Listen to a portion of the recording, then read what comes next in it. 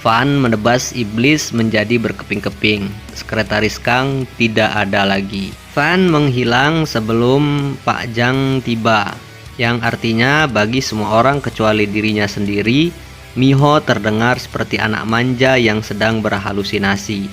Benar-benar ketakutan dengan pertemuan itu dan frustasi karena tidak ada yang mempercayainya, Miho langsung bergegas ke bandara. Sayangnya, bahaya masih membara di belakangnya, dan seorang petugas keamanan yang berubah menjadi setan memicu pengejaran lagi dan pengejaran mobil yang menegangkan. Sekali lagi, Miho diselamatkan oleh Fan, yang terlihat sangat tidak merasa kasihan. Setan itu menancapkan cakarnya tepat ke perut Van. Dan bagaimana reaksi Van? Ia menghajar monster tersebut dengan tatapan paling datar, seolah-olah monster itu baru saja memberinya ketidaknyamanan terbesar di dunia dengan merusak setelannya yang bagus. Itu, Miho mengintip dari balik dinding seperti tupai yang terpesona menonton film aksi nyata. Dan sejujurnya, kami pun demikian. Van mengendap ke kamar Miho. Van menjelaskan kepada Miho bahwa makhluk-makhluk ini adalah iblis nafsu, yaitu perwujudan kejahatan yang merebut bentuk manusia. Dan kabar buruknya, iblis nafsu akan mengikutinya sampai ke ujung bumi, karena itu sudah tertulis dalam takdirnya. Miho bingung sekaligus ketakutan. Jadi saat Van masuk ke kamarnya malam itu, setelah baru saja melenyapkan iblis di atap rumahnya, Miho langsung memanfaatkan kesempatan itu. Ia kehabisan akal, ibunya sudah meninggal, ayahnya ingin ia hidup dengan tenang seperti ia sudah mati, bibinya berharap ia mati, dan sekarang ia dalam bahaya yang bisa membuatnya mati. Maka Miho memberi Ban tawaran menjadi pengawal pribadinya. Miho menulis kontrak kerja untuk Ban, menjanjikan gaji yang bagus tanpa mengetahui bahwa Van tidak membutuhkan mata uang duniawi. Tak perlu dikatakan lagi, Van tidak memiliki nama keluarga, KTP, ataupun nomor telepon. Van baru saja selesai menghibur Miho. Namun kemudian ia melihat sebotol obat tidur di meja samping tempat tidurnya.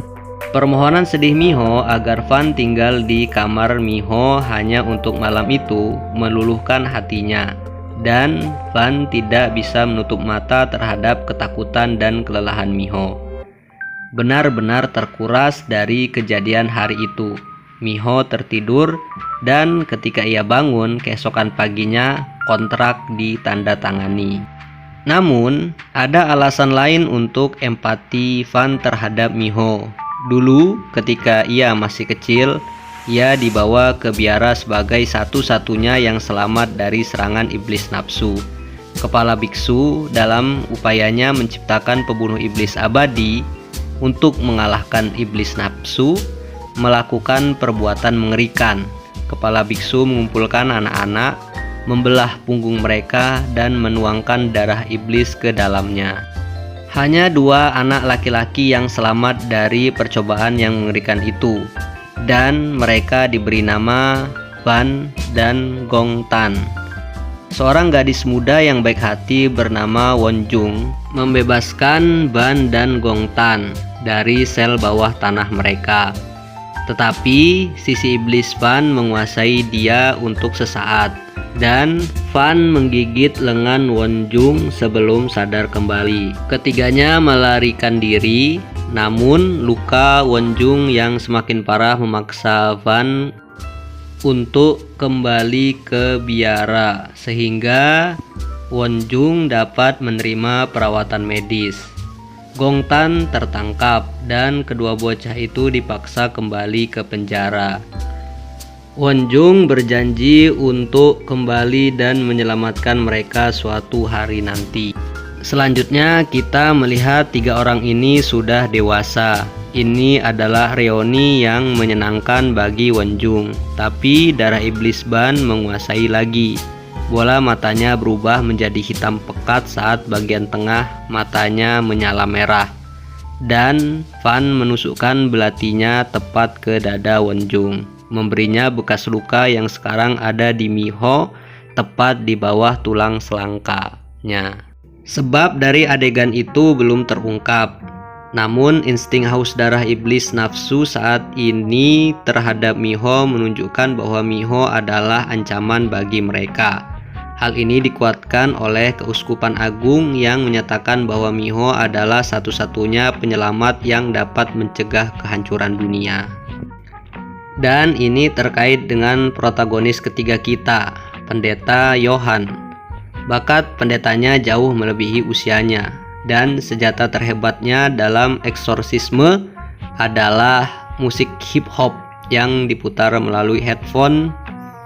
Betapa modernnya pendeta ini.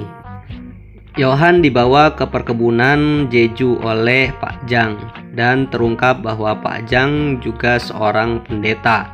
Faktanya, itulah satu-satunya misi Pak Jang selama beberapa dekade ini, yaitu untuk melindungi sang penyelamat, apapun yang terjadi. Berapa banyak yang diketahui oleh Pak Jang, dan motif tersembunyi apa yang ia miliki dalam menyarankan Miho melakukan perjalanan ke Jeju.